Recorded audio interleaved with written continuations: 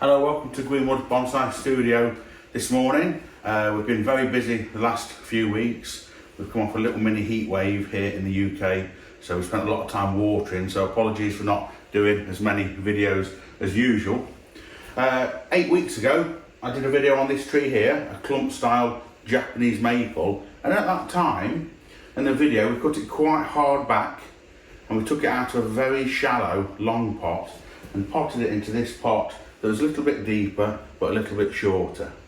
And it was quite a late repotting. It was about 26th of April, so it was about 8 weeks. And in those 8 weeks, this tree, although it was a little bit risky repotting it that late, has gone absolutely crazy. We've just fed it once with Naruko. It's been out on the bench in the full sun, and you can see the amount of growth this has put on in 8 weeks is outstanding. So it's come into the studio this morning, Saturday morning, so just before customers arrive. We've just got a little bit of time to do a video for you, and then I can work on this tree during the course of today.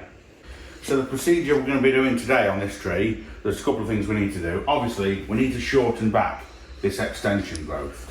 So where it's grown out, the maple's growing pairs of leaves. Look, there's a pair here, pair here, a pair here, and this distance between the two is the internode. So that internode here, which on this is about 80mm, it's not going to send any buds out along that section. So this will be cut back like this to that pair of leaves, and then you just go round taking all these long shoots like this back to that first or second pair of leaves, depending on how much you wanted to reduce the tree back. So that's the sort of process you would do if you wanted to trim it. But with this tree, we're going to also do a defoliation, a leaf cutting exercise on it. And this is something you can do to Japanese maples. And in the UK, we do it at the end of June, give or take a week or two. So we're the right time of year for doing it. And we're going to do it on this tree to encourage the tree to send a second set of leaves out. So if we do a full defoliation on this tree, in about another 3 to 4 weeks, it will have a new set of leaves. The new set of leaves will be smaller, which is important because these leaves are huge, but the size of this. And on a maple of this sort of refinement, a specimen tree, you know, we don't need a leaf that's that sort of size. So it will make the leaves smaller. They'll also come out and they'll be bright spring colour again. So it will also make the tree look a lot more sensible with smaller leaves and look better. This tree has had a few ups and downs in recent years, and it's one of the things we're trying to do to get it back on track and make it as good as it can be. In a very old, majestic tree, wonderful base on it. You can't really see as much as you'd like because of the leaves. So if we get this leaf size down, make the tree more compact, and you can see already, just a couple of minutes prune, we've managed to get this sort of side into shape. So if you weren't so worried about the leaf size, you know, just pruning it back like this on this side to pairs of leaves would be one thing you could do. But we're going to go a little bit further. We're going to go into a section like this. Well, we're going to go into the whole tree, but we're going to go in and trim each leaf back like this through the petiole of the leaf. You can use like a little sprung-loaded leaf cutter scissor to do this. I prefer to use these scissors because it's what I use and I'm used to them. And then I can also do a little bit of twig pruning while I'm at it. And even these small leaves that it's sending out, the newer ones, they'll all come off. And also that will allow me to do a structural prune on this tree.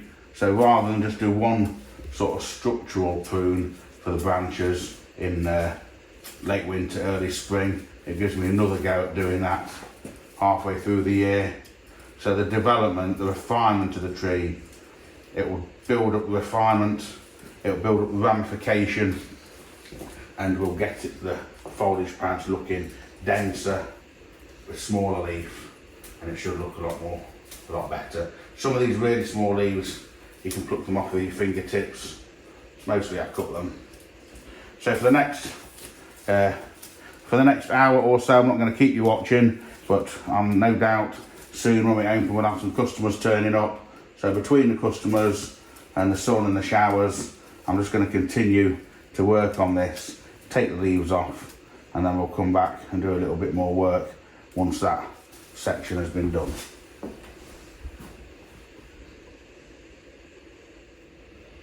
Okay, so I spent the last couple of hours on and off between customers defoliating this tree. We've got a few long internodes back. There's not a lot of stuff to cut off it. We took all the extension growth off, but other than that, the structure isn't bad at the moment because we did do a structural pruning just a few weeks ago. And if you remember on the video of it when we did it before, we took a big lump off the back of the trunk here. And you can see me carving the lump off just here in the video.